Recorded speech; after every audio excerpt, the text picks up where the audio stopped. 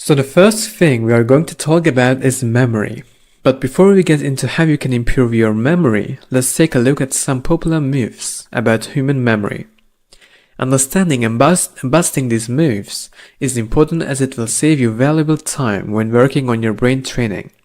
It is especially important if you are someone who holds one or more of these myths. You may stop trying quickly if you think that you're forever stuck with a bad memory, but that's not the case. Your memory can definitely be improved. Myths are only going to harm you and your determination. So let's take common ones before we start. And if you will hold one of these, do not be surprised. There is a secret to a good memory. So many people out there think that there is a secret to improving one's memory, and they want to know that secret. But here's the deal. There is no secret. There is no one single way to improve your memory. There are a lot of methods and tools that you can use to improve your memory. Each one works differently and improves a different part of your memory. But you cannot possibly imagine improving your memory by using just one. To build a house, you need a hammer, a saw, a screwdriver, and a whole lot of other tools, don't you? It's the same when it comes to memory improvements. You have to realize that there is no quick fix or easy way to do this. It requires practice and patience. In fact, the memory skills are not even secrets. Most of the methods have been around for more than 300 years. For example, mnemonics has been around for 2000 years. No one has the right to say they invented a particular memory skill or that the method is a secret. Memory is the thing. Nope, it's not. There is no physical part of your brain that's called memory. Memory is far from a thing, it's actually a process. Remembering things is an activity and you should not think of it in terms of bad or good memory. Remembering something requires you to think about a lot of things, and it may actually be a sum total of different memories. You may have to think about the smell, the sound, and the look of what you're trying to remember at once. Even if two memories are virtually the same, they may be remembered differently. Many times it's not even a question of complexity. You may remember a whole conversation in detail, but not a simple melody, just because they are stored differently in your memory.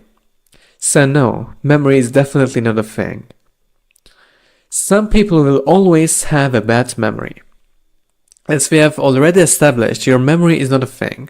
Memory is not even about ability.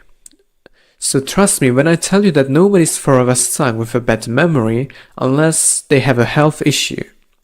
Some people naturally have a great memory, while others tend to struggle.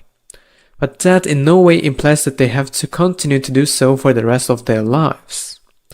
The memory skills that one picks up are much more important than any natural difference in memory. Say you have two boxes, one large and one small, and you put index cards into them. The difference is that in the small box, you put cards in a neat, alphabetical order, whereas in the large box, you just throw them in haphazardly. If you're asked to find a particular box in both the boxes, in which case do you think you'll find the said card faster? The smaller one, obviously. It's the same with memory. One person may have a bigger box, but if the information is not organized and good memory skills are not used, they will not necessarily have an easy time remembering things. So do not even for a second believe that you're forever stuck with a bad memory. It will only stop you from trying, which is the worst thing you can do. You can always improve your memory. There are easy ways to memorize. This is another myth believed by people who think there is a secret to memorization. There is no trick, as some people believe, and good memory requires mental effort on your part. It's a learned skill, more often than not, and there is no easy way to do it. There are memory methods and techniques that you can learn which make the process easier for you, but you still have to put in the effort. Improving your memory is like learning any other thing, like playing a guitar or driving. You will not expect to learn it in a day or two. So why such high expectations when improving your memory? You have to learn the right techniques and know where to use which ones. That is the only way you will have a great memory. You are too old to improve your memory. Some people often complain that they are too old to improve their memory. They think that just because they are getting old, they cannot learn some memory skills to stay sharp. It's just a move that needs to be shunned. Your memory can be improved at any age. Yes, some level of brain functions impediment is to be expected at really old ages, but that does not mean you cannot use memory skills. Even a 70-year-old person who makes good use of memory skills can outperform a 20-year-old who doesn't. Myth: we never forget. Some accelerated learning programs claim that we never forget what we learn. Knowledge simply gets misplaced, and the key to good memory is to figure out how to dig it out. Facts: all knowledge is subject to gradual decay. Even your own name is vulnerable. It is only a matter of probability. Strong memories are very unlikely to be forgotten. The probability of forgetting one's name is like the probability of getting hit by an asteroid. Possible, but not considered on a daily basis. Long sleep is good for memory. Association of sleep and learning made many believe that the longer we sleep, the healthier we are. In addition, long sleep improves memory consolidation. All we need for effective learning is well-structured sleep at the right time and of the optimum length. Many individuals sleep less than 5 hours and wake up refreshed. Many geniuses sleep little and practice cat naps. Long sleep may correlate with disease. This is why mortality studies show that those who sleep 7 hours live longer than 9-hour sleepers. The best formula for good sleep: listen to your body. Go to sleep when you're sleepy and sleep as long as you need. When you catch a good rhythm without an alarm clock, your sleep may ultimately last less, but produce far better results in learning. It is the natural healthy structure of sleep cycles that makes for good learning. It is not true that if your sleep is short, so is your memory. Superbrain versus baseline brain. In this lesson, I'll show you the whole difference between the baseline brain and what we are calling superbrain. The difference is immense. Superbrain means using your brain to maximum advantage. Now let's look at it. Baseline brain says, I have numerous habits, I'm a creature of habits. And the superbrain says, I pay attention not to fall into bad habits, and if I have one, I can break it easily. I do not stimulate my mind with new things very often. I like to improvise. I love familiarity, it's the most comfortable way to live. I abhor boredom, which to me means repetition. If I'm being honest, there is boring repetition at home, work, and in my relationships. I gravitate to new things in many areas of my life.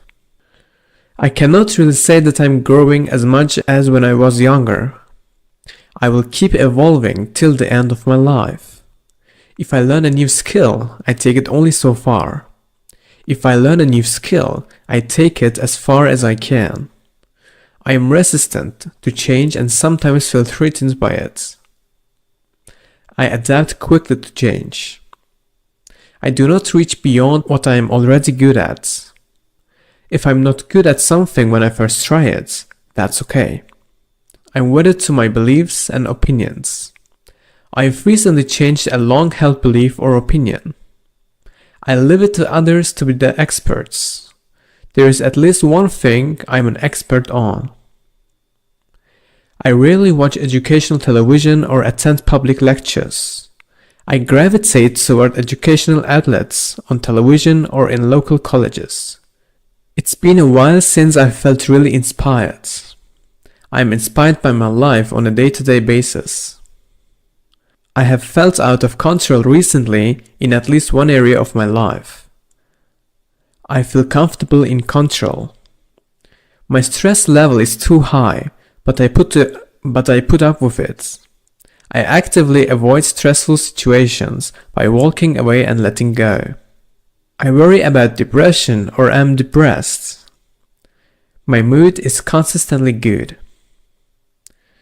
My life can go in a direction I do not want it to. Despite unexpected events, my life is headed in the direction I want it to go. My thoughts can be obsessive, scary, or anxious. I like the way my mind thinks. Even though your brain doesn't come with an owner's manual, you can use it to follow a path of growth, achievement, personal satisfaction, and new skills. Without realizing it, you're capable of making a quantum leap in how you use your brain. The human brain is one of the nature's most complex biological creations. People tap the power of their brains daily to perform manual tasks, to math equations, to access memory of past experiences, and process feelings about current events. Your brain contains roughly 100 billion nerve cells, forming anywhere from a trillion to perhaps even a quadrillion connections, called synapses. These connections are in a constant, dynamic state of remodeling in response to the world around you. As a marvel of nature, this one is minuscule and yet stupendous. Your brain not only interprets the world, it creates it. Everything you see, hear, touch, taste, and smell would have none of those qualities without the brain. Imagine if we could truly unlock the full capacity of those billions of neurons and move beyond the brain's baseline activity. This course shows you that there is a way. By increasing self-awareness and focusing the brain on tasks of self-improvement, you can push your brain beyond what you think is possible. Give your brain focused attention. The mind and the body are not separate. In fact, the human brain is deeply connected to each and every cell in the human body. Tibetan monks practice a harmonious balance between mind and body. Through intense focus, monks can control which messages the brain sends to the body. When the temperature dips below freezing, a monk can meditate and encourage his brain to send his body messages that will raise his body temperature to a comfortable level. This kind of mind control has also been tapped to fight diseases, once considered chronic and incurable. When a person has a stroke, the trauma can sever neural pathways used to send messages from the brain to parts of the body, which can result in partial paralysis. While medical professionals once thought such paralysis was incurable, now therapists can help stroke victims train the brain by sending repetitive messages to affected areas of the body. As part of the therapy, a patient focuses on simple tasks, such as lifting a cup or writing down a word, and over time, the neural pathways will repair themselves and regular movement can be restored. This example shows us how resilient and powerful the brain can be when we give it focused attention. Do we lose neurons as we age? People can generate brain neurons through intellectual challenges and physical exercise. Sometimes people talk about activities in terms of how many brain cells a challenging task will cost, as if humans have a limited supply of brain cells. It is true that the human brain contains a lot of neurons. What's more, the brain can even generate more neurons if needed. The human brain daily loses the use of some 85,000 neurons on average.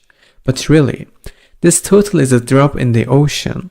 There are 40 billion available neurons in the cerebral cortex alone. If we factor in the neurons we lose daily, at this rate, a human could live for hundreds of years and still have plenty of neurons left to live a life as a brilliant, talented mathematician. Amazing that the human brain is creating new brain cells all the time. At the University of Rochester, neurologist Paul Coleman made a fascinating discovery. He found that the brain of a 20-year-old person and the brain of a 70-year-old person basically have the same amount of neurons. This is because of our body's ability to regenerate cells. The human brain is always growing and evolving. It does this when it is given a mental challenge, such as learning a new language or working out a math problem. Interestingly, the same effect has been observed in birds.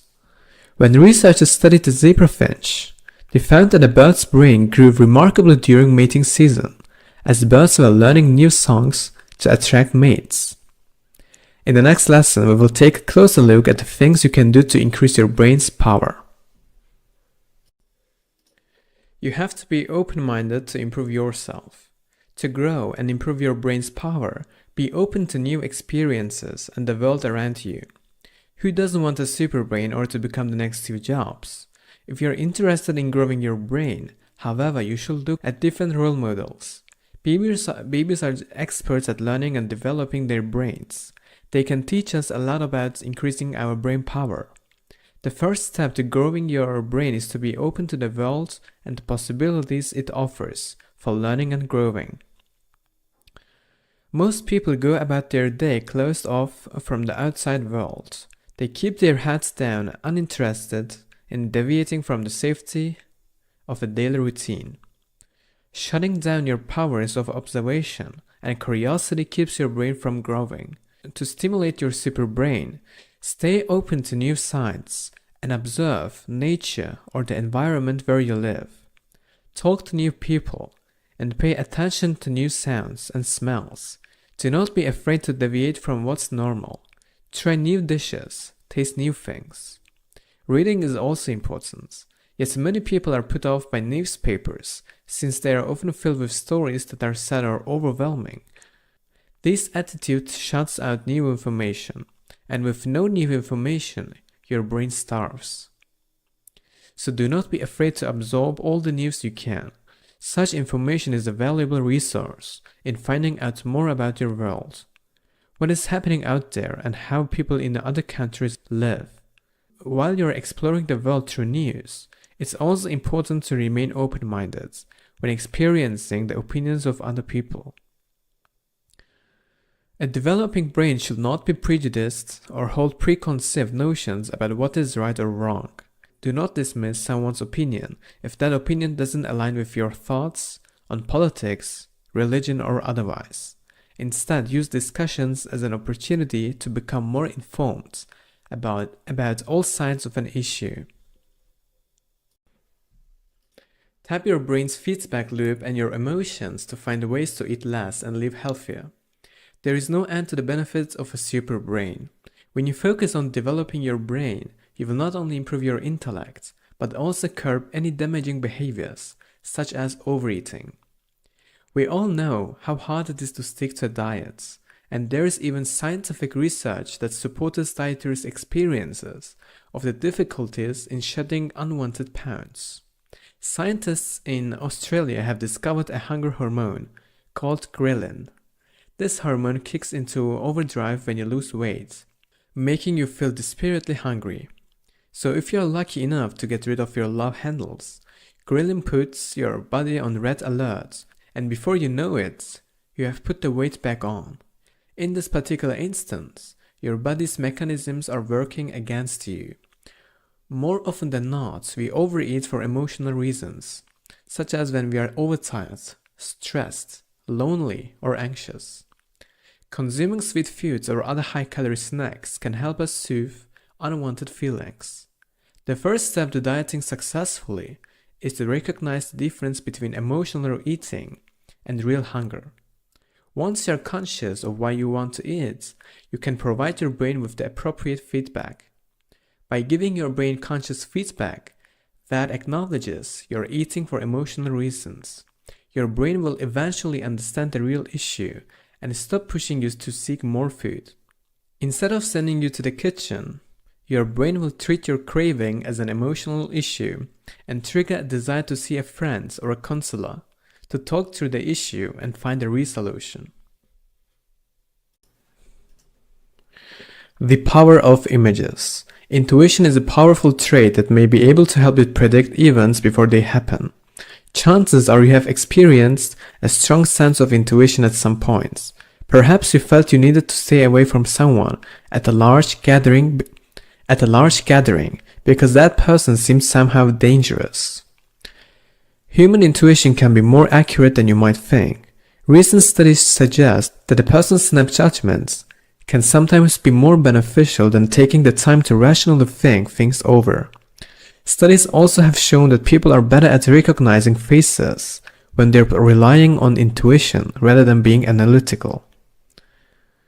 In one study, participants were asked to watch images of faces and identify if a particular face came up. In the first experiment, they were just shown a split second of the images, and then in a second, they were given more time to look at them. Unbelievably, people were better at recognizing the particular face when they were only given a brief glimpse of it. While human intuition provides a great service when recognizing a friendly face, it's also a trait that guides us in many decisions. From choosing a job to selecting a mate or place to live, intuition can be strong. In fact, that it can even predict events before they happen. One experiment involved participants being shown random photographs, many of which depicted violent images. Researchers monitored the reactions of participants as they viewed the photographs by measuring heart rate, blood pressure, and sweat produced. Each time a participant saw a violent image, as was expected, that person registered a stressful response with elevated heart rate and blood pressure. After some time, however, things in the study took a curious turn. Even though the photographs were displayed at random, participants' stress levels began to spike microseconds before a violent image was shown. Somehow, the participants' intuition began to predict the exact moment when a violent image was about to appear. If you ignore your intuition, you will lose the ability to feel out of situations, which leads to blind decisions.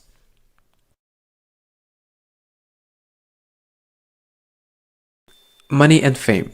People think money and fame are what create happiness, but those typical goals are misguided. If you take just a moment to examine the faces of people riding a bus or subway train, you will quickly see that happiness for everyone is still an elusive goal. There is a simple reason for this. People have the wrong idea about what will make them happy. Most people equate happiness with money, fame, finding a mate, or having children. These people then come to find that achieving these goals does not automatically come with a feeling of happiness. Having children, for example, comes with a lot of stress. It does not automatically lead to a happier life. The same is true for professional success. When the top tennis players in the world were asked what motivated them, they said it wasn't the joy of playing or happiness when winning a match. They trained hard because they were afraid of losing, not exactly a positive feeling. So if you want to live a happy life, it's important to set the right goals. This means replacing unfulfilling goals with ones that align with personal values and that continue to provide long-term results.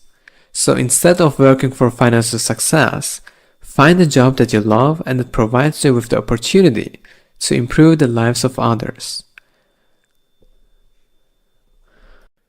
Mindfulness is the practice of being profoundly aware of what you're thinking and doing.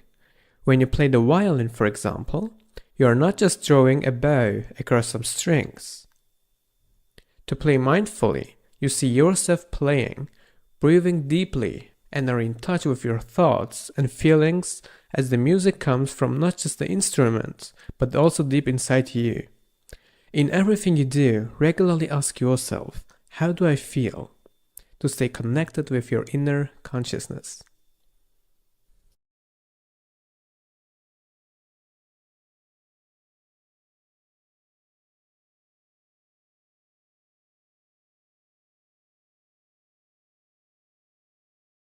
If you believe you can do a thing, or if you believe you cannot, you're usually right. Henry Ford. There are two types of beliefs: empowering belief and limiting belief. Limiting beliefs prevents us to reach our goals, while empowering beliefs cause us to reach our goals. The first step to changing limiting beliefs is to forget about them. A limiting belief such as "I cannot do this" could be transformed into "yes, I can." Take a note and write down all your limiting beliefs and rewrite them, one at a time, into empowering beliefs. Whatever we believe shapes our reality, because we always act in accordance with our beliefs. Develop a belief system that supports you in getting what you want.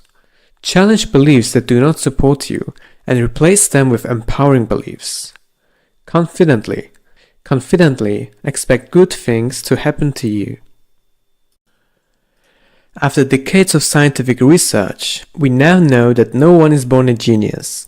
Instead, talented people work hard to develop the skills they make seem second nature, dedicating endless hours to practicing correctly. So how do you need to approach practicing to become a top performer? And what part does your brain play in this process? Well, let's get into it. With diligent practice, everyone can develop special skills from a young age. It is said that Austrian composer Wolfgang Amadeus Mozart could identify any musical notes, regardless on which instrument the note was played. But few people know how he was able to do this. Have you ever wondered how Mozart achieved such tremendous musical ability, or how some people memorized thousands of digits in pi, as if doing so was easy as knowing your phone number? We used to think such genius was the product of innate talent or a special spiritual gift. But in reality, anyone can acquire highly special skills. It just takes practice. Consider perfect pitch. The ability that Mozart had to identify any musical notes with that known tone for reference. This skill is rare. Only 1 in 10,000 people can do it. Perfect pitch is considered an example of an innate ability. Yet a recent study found that having perfect pitch is not innate at all. In 2014, Japanese psychologist Ayako Sakakibara set out to teach 24 children between the ages of 2 and 6 how to identify the 14 different chords on a piano.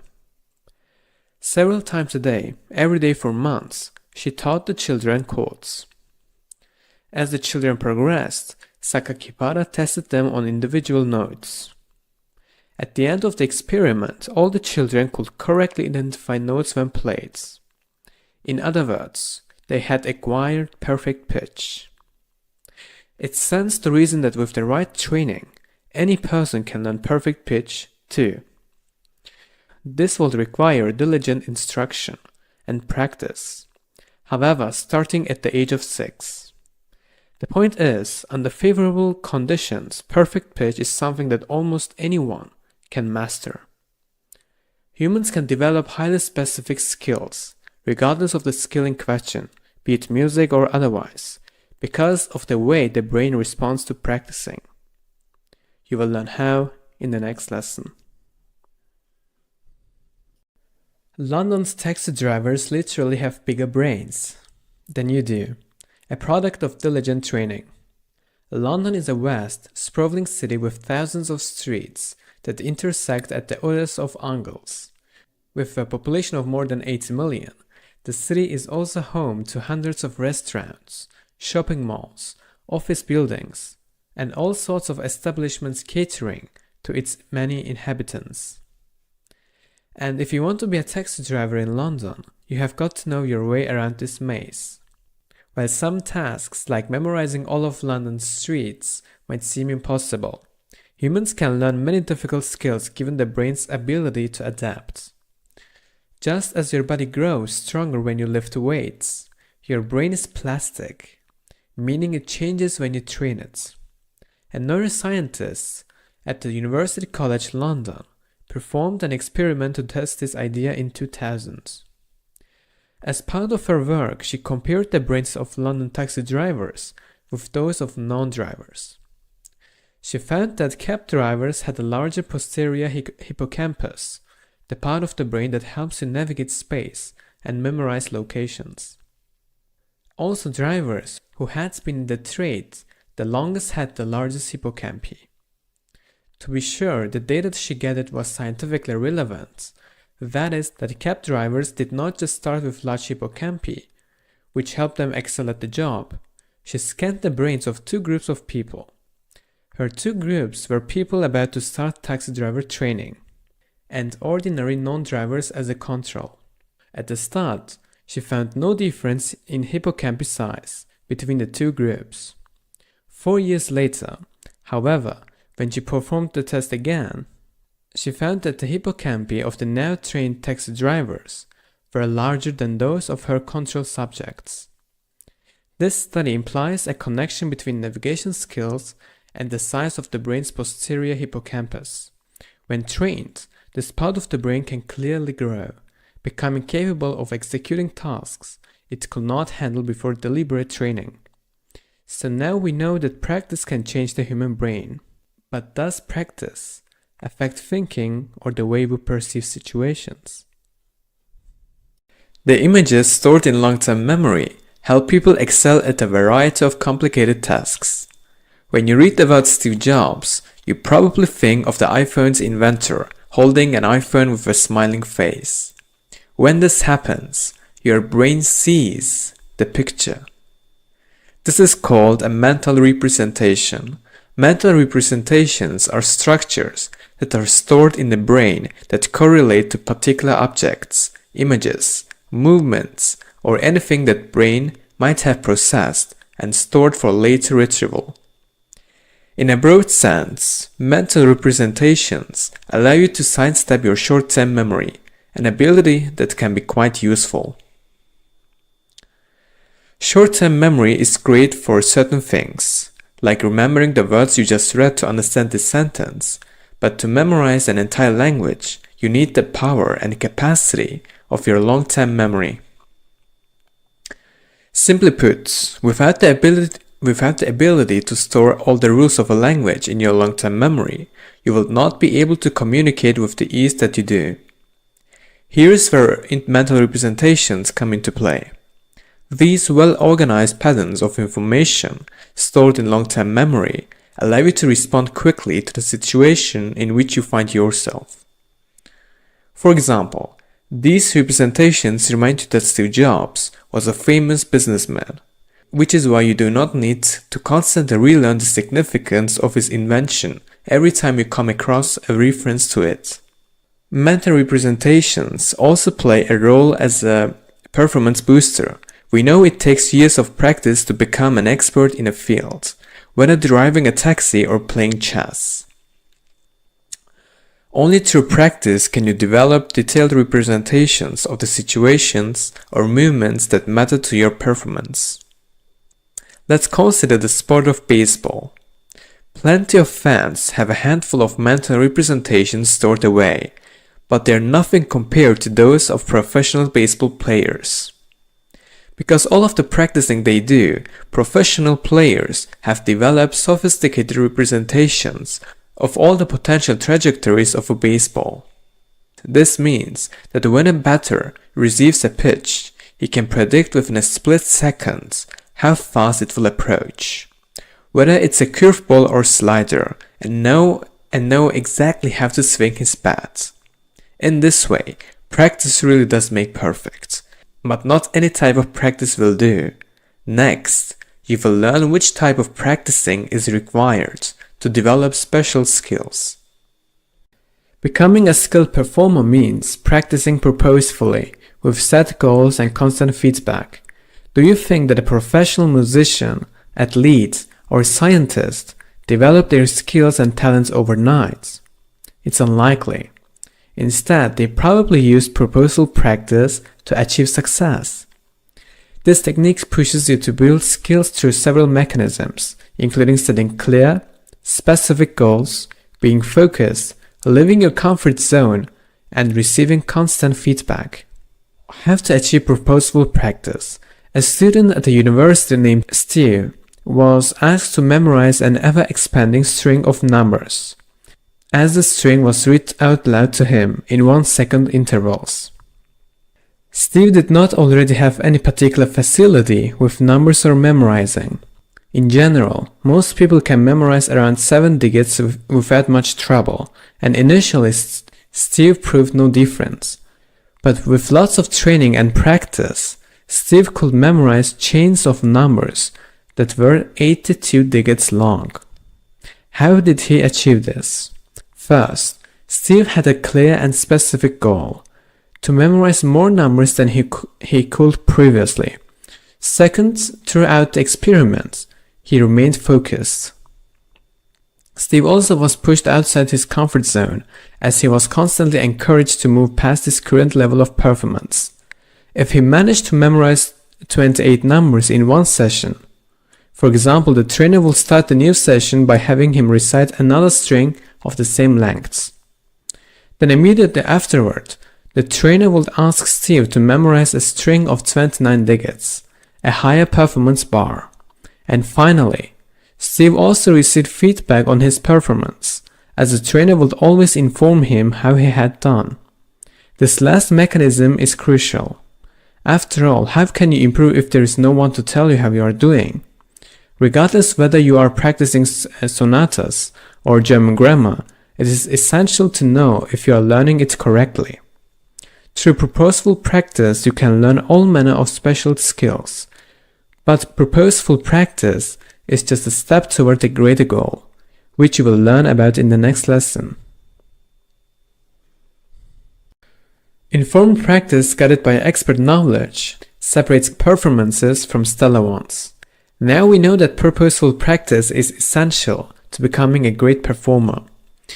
But what sets apart great performers from people who seem to touch genius? They achieve this through deliberate practice, or purposeful practice that informs. For your practice to become deliberate, two things need to happen. First, the practice must be applied to a field that's well developed, meaning that there are already more experienced practitioners in the world whose level of performance clearly differs from those who are just starting out. Second, deliberate practice requires a teacher or a coach who can train a student using the practice activities necessary to improve. The musical tradition has developed over centuries, and obviously, there are differences in the quality of musical performances.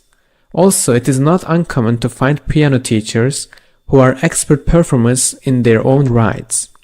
These musicians have developed sophisticated training techniques that help their students acquire the necessary skills to become experts themselves.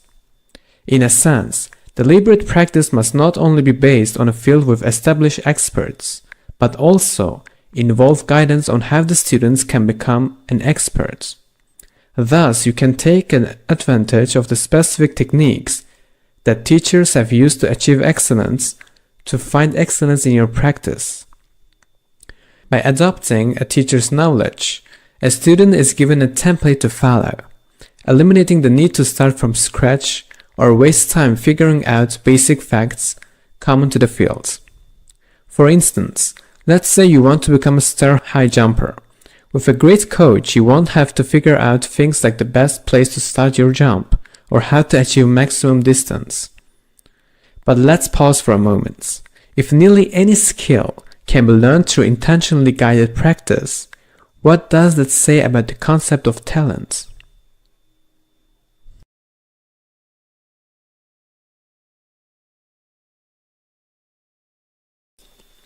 Contrary to public opinion, deliberate practice and not talent is the key to becoming extraordinary. Now you know that highly special skills can be developed through diligent practice, but are not some abilities the result of sheer genius or a sort of talent bestowed by higher power? Many people tend to think this is the case, believing that outstanding performers owe their skills to innate talents, especially in cases where landmark performances are inexplicably accomplished early in a performer's life.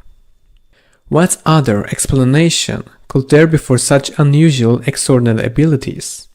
Many of Mozart's biographers, for example, have pointed to the facts that he began composing at the age of 6, and that he wrote a symphony just 2 years later. Innate talent seems like a convenient catch-all to explain how a small child could accomplish so much in such a short time. Yet there is no evidence that innate talent exists. Rather, the incredible abilities of top performers, even a genius like Mozart, seems to be the result of deliberate practice. In fact, Mozart might not have accomplished that much when he was young. Evidence now suggests that the first compositions ascribed to him when he was 8 years old matched the handwriting of his father, Leopold Mozart, a composer who trained his son from a young age. While Mozart went on to become a legendary musical figure, he did not write any significant musical pieces until his teenage years, after nearly a decade of honing his skills through deliberate practice. The same holds for many other performers. Talented people do not take shortcuts. They have all practiced deliberately for years, building their brain's capacities by creating advanced mental representations. Innate talent just does not play much of a role in performance. Instead, the key to performing your best in whichever field you choose is to practice deliberately. By devoting yourself to a methodological training schedule, you can master almost any skill. If you want to improve your concentration, you have got to clear your mind and be in the now.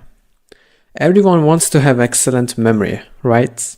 But considering how many people find it hard to concentrate on details, remembering them just seems out of the question.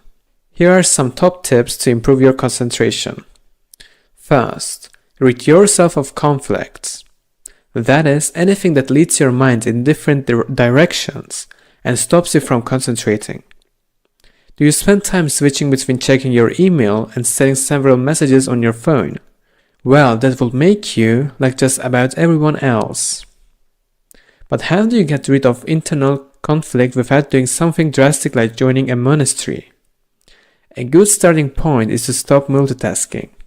According to neuroscience experts, multitasking actually slows you down by 50% and increases your chances of making a mistake by 50%.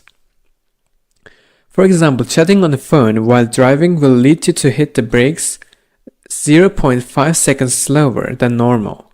If you do the math, at the 112 kilometers per hour, your car will need an additional 15.5 meters to come to a complete stop. And a lot can happen in that space at that speed. Another smart move is to prevent your mind from wandering by giving yourself a purpose. That way you can easily remind yourself why you wanted to concentrate on something in the first place. In this case, the PIC rule might come in handy. Purpose gives you a reason for learning. Take learning a programming language. For example, your purpose there could be building a website for your family. Once you have found a purpose, ask yourself questions so you become interested and curious about what you have chosen to learn. Is this currently relevant to my life, or can I use this at work? Are great ones to start with. So now that you know how to improve your concentration, it's time to discover how to retain information too. Use your creativity to bring information to life in a fun way that will help you remember it. Have you ever read a page of a book and then immediately forgot what you just read? Well, that never has to be happen again. An easy way to remember a bit of information is to bring it to life. And this is all about using your creativity to make a memorable movie or picture. When it comes to words, there is a lot to play around with. They can often be broken down into smaller words which sound similar to others. That way, you can make them more memorable by making them sound funny or absurd. This is great when it comes to memorizing foreign words or capital cities. Say you are trying to learn polo, the Spanish word for chicken. Picture yourself playing polo while riding on a massive chicken, and you will never forget it again. Or let's take the capital of Australia, Canberra. If you are trying to remember it, visualize a kangaroo eating some berries to help jog your memory. It takes some practice to think in this way, but it makes the process of remembering things much easier. To make the pictures you have imagined super exciting and therefore more memorable, just use the C method. Information always enters our brains via our senses. So for example, when you're trying to remember the word horse, it's important to imagine its skin, smell and touch. That way you have created a multi-sensory image that's far easier to recall than 5 letters. Up next is exaggeration. Compared to an ordinary horse, you are more likely to remember a giant, bright pink horse wearing a tux, right? Forget logic, it's all about making funny, fantastical images. And lastly, energize. A horse galloping at full speed into the sunset is far more entertaining than one standing still in a stable. Adding a bit of action will make the information you are trying to retain a lot more vivid. The key to remembering information, then, is to use your imagination to bring it to life. Now that you have discovered how to create memorable images, it's important to learn how to organize them in your mind. The best way to do this is to use Loki method, also known as the root method, which is the practice of combining new information with something already familiar. Humans are experts at remembering specific routes or places. So must memory systems already make us of Loki. It works by putting the items to be remembered at specific locations along a route that is already vivid and familiar in our minds. Here's how you can put the Loki method to work. Say you are trying to memorize bits of a speech you have to give. You would imagine walking around your house along a particular route. The idea here is to create a string of locations to visit as you go. So in each room you imaginarily venture to pick 3 specific locations in the room and put them in a specific order. In this way, as you go around your house, you combine each part of the speech with the locations you have picked. Let's say you start in the kitchen and the first loci is your favorite pink breakfast bowl. You will think of the horse in a pink tuxedo from the C method in the previous lesson and remember that the word horse is in the first paragraph of the speech. To make it even more memorable, you could imagine spinning the pink breakfast bowl on its head. Next, let's say the following paragraph in your speech includes the words summer camp, which you remember by imagining your family pictures on a refrigerator. This method is effective because it will work with any structured location that you know well. Whether it is your car, your body, or a museum, you can use your route to record your list. If your route is intentionally structured to hold, say 5 objects per room, then you will remember both the list and its exact order. The Loki method has been around more than 2,500 years. It's always remarkable when a person can easily recall complex mathematical facts or historical dates at the drop of a hat. If you want to be able to do the same, here is a simple way to remember numbers that only requires 3 steps. The idea is to transform numbers into images that will stick in your mind. First, you will need to learn a system that changes numbers into letters or alters how those letters sound. Take the number 0, which can be represented by the letters S, Z, and C. Though to remember, think about a hissing wheel. After all, 0 looks like a wheel anyway. Each number from 0 to 9 can be assigned a group of similar sounding consonants. For instance, the number 6 can be represented by the sounds J, Sh, Ch, or a soft G. You can also use the shape of the numbers when you assign these sounds to make them easier to remember. For instance, if you flip the numbers 2 and 3 on the sides, they look like the letters N and M, respectively, and if you flip the number 9 horizontally or vertically, it looks like a P or a B. Vowels are left out for now, but come into use later. The next step in remembering a date or number is to write down the letters that represent them and make up a word. Say you want to remember the year 1969, when humans first walked on the moon. Most memorable dates happened in the last millennia, so you only need to remember the 969 bits. Therefore, the sounds B, Sh, and P should come to mind. Together they can be used to make the word bishop. The last stage is to make a picture for you to remember. Using the C principle, take the word you have created and your chosen date or number. For the above, a bishop dancing on the moon with Neil Armstrong should do the trick. Now that you know how this system can transform numbers into words, it should be simple to create memorable images that you can use to recall particular numbers or dates. Stop yourself from forgetting information by reviewing it. Without reviewing new learned information, your memory will forget most of what you have learned. To put it simply, without the reviewing process, you cannot stick new learned information in your memory. But what's the most effective way to do this? The German psychologist Hermann Ebbinghaus was one of the first to study forgetting processes and to plot a curve that reveals the relationship between forgetting and time. Based on this and related findings, a learning technique called spaced repetition was developed in which increasing intervals of time are used between subsequent reviews.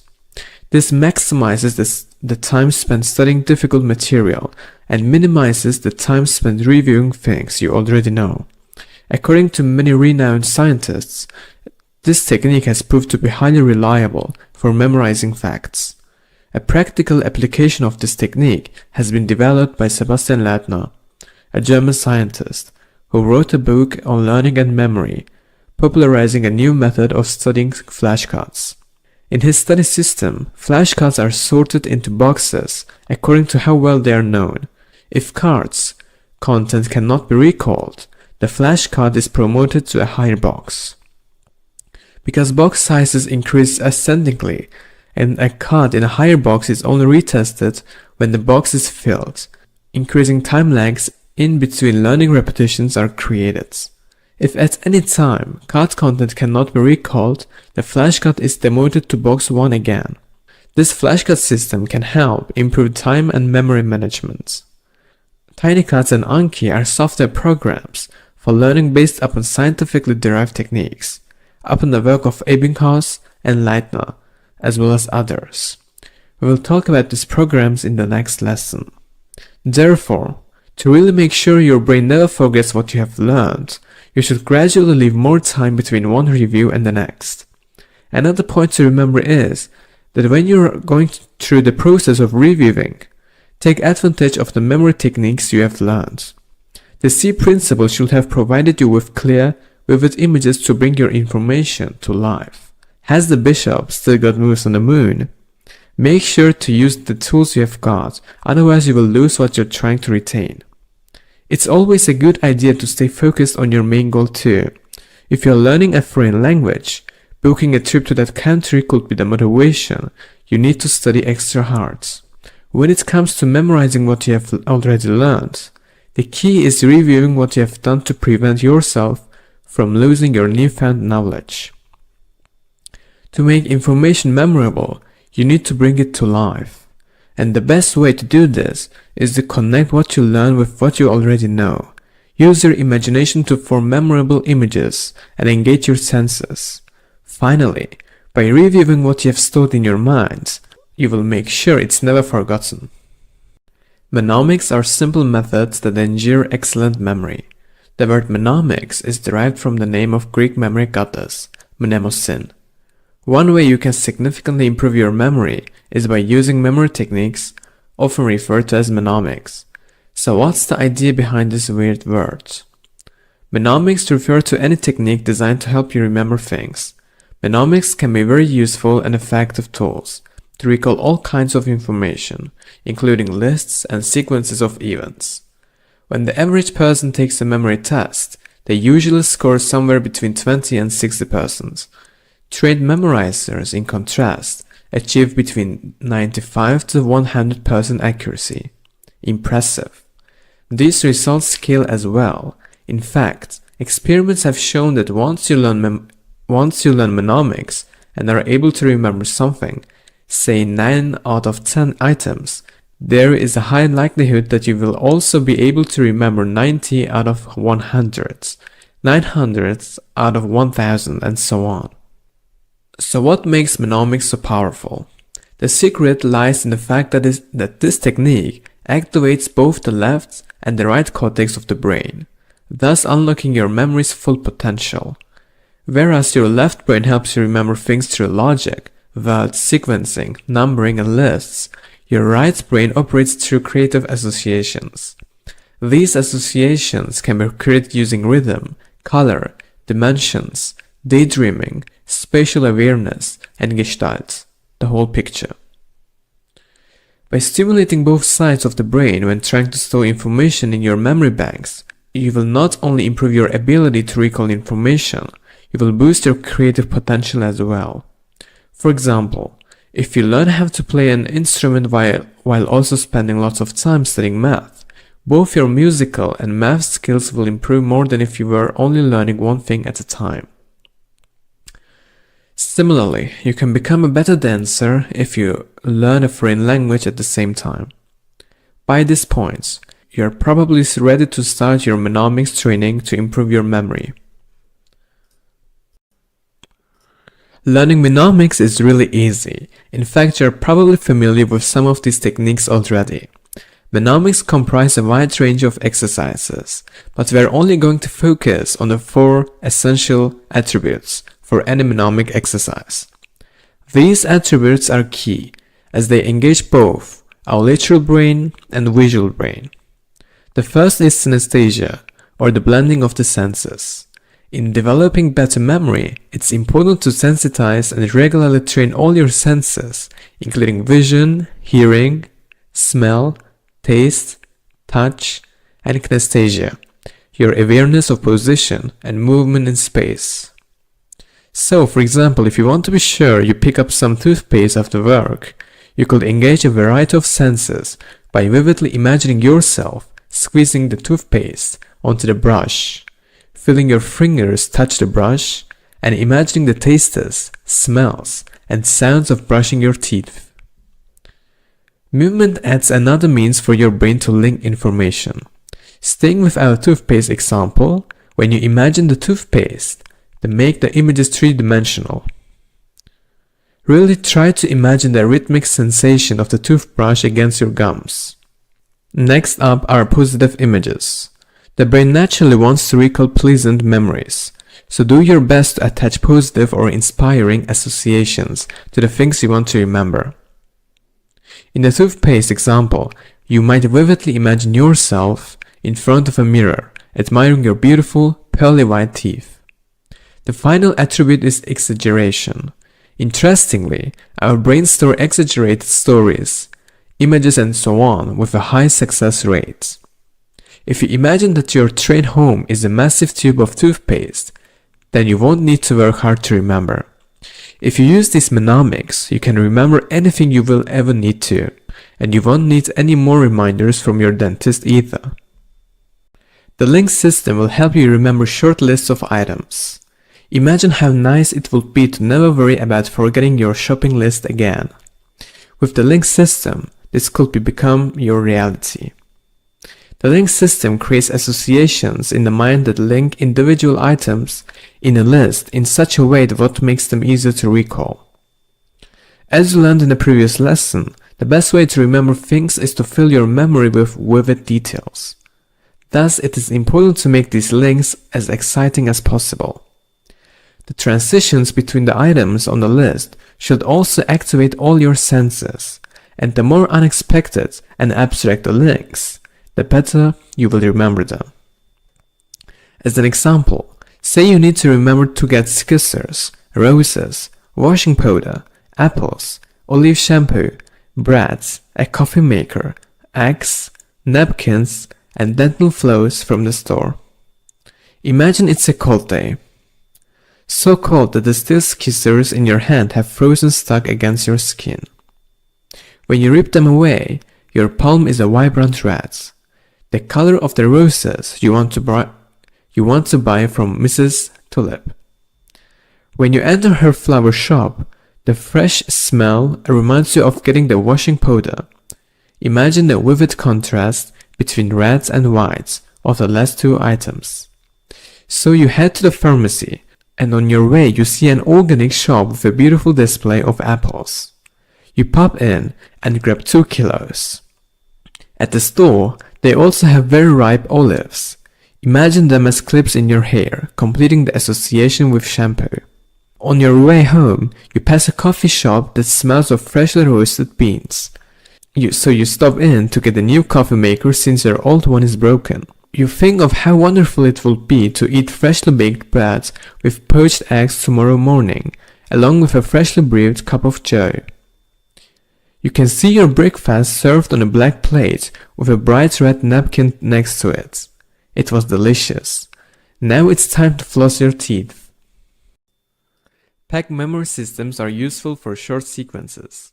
Remembering items on a list is useful, but what do you do if you have to remember something in a particular sequence? In this case, PEG memory systems are the key. PEG memory systems use key memory words as a basis for remembering. A PEG is a fixed key memory word, which is used to link items. Imagine the PEG system as a wardrobe with a fixed number of hangers. Clothes come in and out, but the hangers stay the same. Two good examples of PEG memory systems are the number shape system and the number rhyme system.